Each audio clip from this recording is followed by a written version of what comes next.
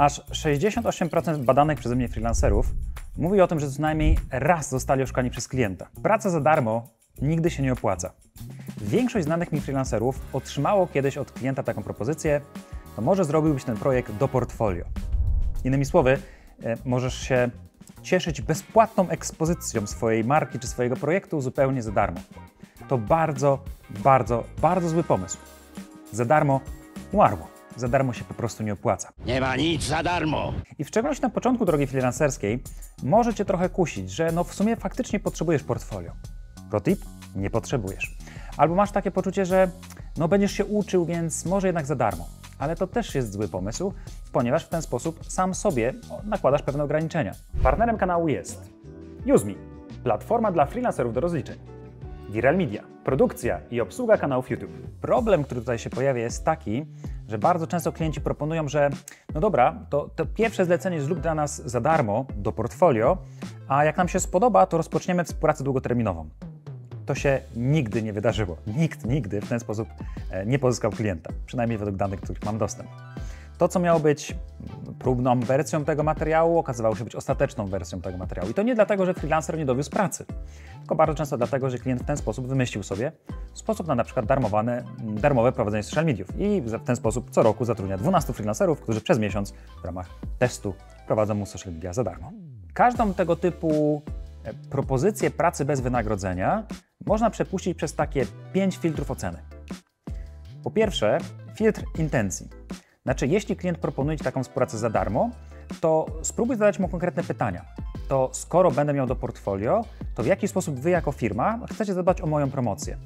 W których miejscach i w jaki sposób opowiecie o tym, że to ja dla Was tą pracę wykonałem? No bo oczywiście istnieje czasami taka współpraca, w ramach którego na przykład damy klientowi zniżkę miesięczną, a on wyśle do swojej bazy kilku tysięcy rekordów, rekomendacji dla nas i w ten sposób można wpaść kilku potencjalnych klientów. To fajny model współpracy. To nie oznacza, że pracujesz za darmo.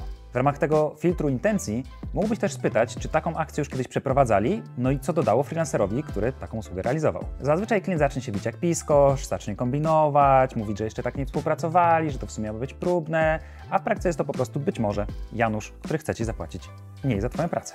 Drugi filtr, który pozwoli Ci ocenić tą współpracę, to filtr wzajemności. Spróbuj przedstawić to na zasadzie barteru. Jeśli będę dla Was świadczył usługę za darmo, która ma konkretną wartość, to jaki ekwiwalent tej kwoty Wy jako firma jesteście w stanie mi zaproponować? Na przykład gdyby klient zaczął kombinować, że chce Ci mniej zapłacić, bo będziesz miał link w stopce, to może się opłacać, jeśli ta strona ma duży ruch. Bo jeżeli robisz stronę internetową dla podmiotu, który nie ma żadnego pomysłu na to, żeby klienci tą stronę odwiedzali, no to cóż Ci po takiej stopce, cóż Ci po takim linku. Kolejny taki filtr, który pozwoli Ci ocenić tą współpracę, czy ona jest sensowna, czy nie, to może być filtr alternatywny. To znaczy, spróbuj tak wejść we współpracę, aby zaproponować, że możesz ten pakiet startowy zrobić stawką trochę mniejszą, pod warunkiem na przykład zawarcia dłuższego kontraktu. Czyli warunkujesz pierwszy miesiąc współpracy niższą kwotą w zamian tego, że zrobisz więcej w długiej perspektywie. Filtr edukacyjny jest również bardzo ważny. W większości przypadków klientom wydaje się, że niektóre rzeczy można zrobić tak bardzo łatwo. Ale to nieprawda. Jest taki żart, w którym gościu przyjeżdża zepsutym samochodem do mechanika, mechanik podchodzi, uderza młotkiem i mówi 300. I samochód zaczął działać. I gościu mówi, jak to panie, za stuknięcie młotkiem 300? A mechanik na to odpowiada, no tak, ale ja 20 lat się uczyłem, żeby wiedzieć, gdzie tym młotkiem stuknąć. I bardzo podobnie jest w kontekście pracy freelancerskiej.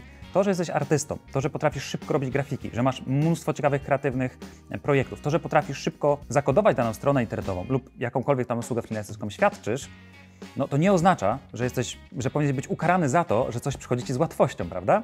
To, że to jest łatwe dla Ciebie, nie oznacza, że jest to łatwe dla klienta. Warto też klientowi wyjaśnić, ile dokładnie za tym stoi pracy. No powiedzmy, że robisz dla kogoś identyfikację wizualną, logo, całego brandbooka, opracowujesz, wszystko tam jest potrzebne, żeby ta marka dobrze funkcjonowała. Klient prawdopodobnie nie widzi tych dziesiątek godzin, które musisz poświęcić na to, żeby znaleźć inspirację, żeby to porównać, żeby to zestawić, żeby robić pierwsze szkice. Pokazuj klientom swój proces realizacji takiej usługi. No i na koniec możesz po prostu powiedzieć, że no cóż, jest to 120 godzin mojej pracy, w związku z czym, jeżeli mam za te 120 godzin mojej pracy nie wziąć wynagrodzenia, no to jaki jest argument po drugiej stronie? Co dostanę w zamian? Ostatni filtr to filtr odmowy. Mi dosyć często zdarza się odmawiać klientom, którzy nie spełniają moich kryteriów. robię to od wielu lat, w związku z czym mogę sobie też na taką sytuację pozwolić, ale na przykład jednym z wyjątkowo ważnych dla mnie warunków jest to, że wszystkie moje usługi rozliczane są z góry. Moi klienci za moje usługi zawsze płacą z góry. I warto zadać sobie takie pytanie. Jeżeli mówisz klientowi, moje usługi rozliczane są z góry, a klient mówi, ale dlaczego, a może jednak powinna być z dołu, to powinna zaświecić się co najmniej żółta lampka zatytułowana, czy ten człowiek nie próbuje mnie oszukać. No bo jeżeli ta współpraca ma być wzajemna, oparta na wzajemnym szacunku i klient już na sam start ma obawy, żeby Tobie zapłacić, to albo Tobie nie ufa i to może oznaczać, że po prostu go nie przekonałeś do swojej usługi, albo po prostu będzie kombinował nad tym, żeby później Ci nie zapłacić, co z mojej perspektywy tworzy zbyt niepotrzebne ryzyka. No dobrze, ale co jeżeli chciałbyś mieć dobre portfolio, a równocześnie nie chcesz pracować za darmo? Jest jedna malutka gwiazdka w sytuacji, w której możesz popracować za darmo.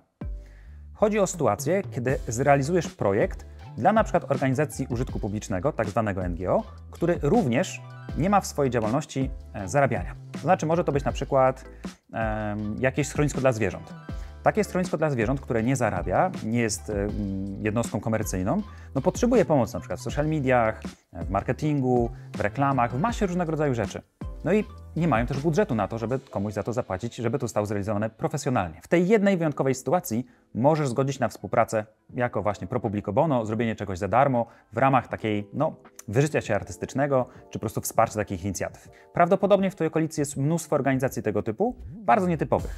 Ja na przykład osobiście bardzo lubię taką organizację, która nazywa się Zupa na Głównym. Jest to organizacja użytku publicznego, która w Poznaniu od wielu lat, w każdy weekend na Głównym, na dworcu głównym w Poznaniu, gotuje zupę dla osób w kryzysie bezdomności. I tutaj bardzo ważne, nie dla, tylko razem z. Oni spotykają się wspólnie, wystawiają takie zewnętrzne grille, zewnętrzne palniki i wspólnie razem z tymi osobami w kryzysie bezdomności gotują tą zupę i wspólnie później z nimi siadają i rozmawiają. Ta sytuacja wielu ludzi totalnie zmieniła. Po raz pierwszy od wielu lat zostali potraktowani jak po prostu drugi człowiek. I ta organizacja naprawdę ciężko czasami sobie radzi finansowo, bo brakuje im po prostu środków na to, żeby mieć surowce do gotowania tej zupy. Więc być może takie organizacje są w Twojej okolicy. Pomoc dla nich jest szlachetna, fajna i wtedy można pracować za darmo. A jeżeli potrzebujesz portfolio z jakiegoś powodu, bo chcesz je po prostu mieć, to rozważ na przykład stworzenie nieistniejącej marki. Pobaw się tym formatem, pójdź w wodze fantazji, pokaż jak bardzo kreatywny jesteś. Tak naprawdę w portfolio chodzi o to, żeby pokazać Twoje umiejętności, a rzadko kiedy o to, z jakimi konkretnie firmami pracowałeś. Więc mając takie wirtualne portfolio, na przykład nieistniejący fanpage dla jakiejś firmy, nieistniejący profil w social media, czy nawet nieistniejącą stronę, identyfikację wizualną lub cokolwiek innego, co możesz potrzebować, żeby pokazać w portfolio, spróbuj stworzyć dla nieistniejącej firmy. Popuść w wodze fantazji, zawrzyj tam element humoru, niech to będzie zabawne, niech to będzie fajne. I ostatnia taka możliwość to przygotowywanie portfolio na rzecz jakiegoś konkursu. Jest sporo firm, które organizują konkursy na przykład ciekawą właśnie identyfikację wizualną, tam są często gwarantowane nagrody, więc w takim przypadku również warto w ramach takiego artystycznego wyżycia się, zrobienia czegoś ciekawego z takimi organizacjami współpracować. Wtedy przygotowujesz coś na konkurs, co będzie równocześnie fajnym elementem w Twoim portfolio. Praca za darmo się nie opłaca. Zamiast budować Twoją pozycję eksperta, silnego, przekonanego o swoich umiejętnościach człowieka, wychodzisz po prostu na kogoś, kto daje się wykorzystywać. Za swoją pracę powinieneś otrzymać wynagrodzenie. Jeżeli nie masz doświadczenia, to powiedz o tym swojemu klientowi. Szczerość i wzięcie mniejszej stawki daje też pewien poziom satysfakcji tego, że uczysz się cały czas w sposób praktyczny, ale ktoś Ci za to płaci, a to powoduje, że masz za co płacić rachunki, a przede wszystkim to też pokazuje taki proces, że praca zdalna się po prostu opłaca. No bo po to właśnie pracujemy, prawda? Żeby mieć za to wynagrodzenie. A jeżeli dopiero chcesz wejść w świat freelancingu i nie wiesz, jak na temat ugryźć, to serdecznie zapraszam Cię do mojego wyzwania. Bezpłatne 10-dniowe wyzwanie Plan B, w ramach którego zajmiemy się m.in. takimi zagadnieniami jak Twoje umiejętności, ale też budowa portfolio. Serdecznie zapraszam. Link oczywiście poniżej.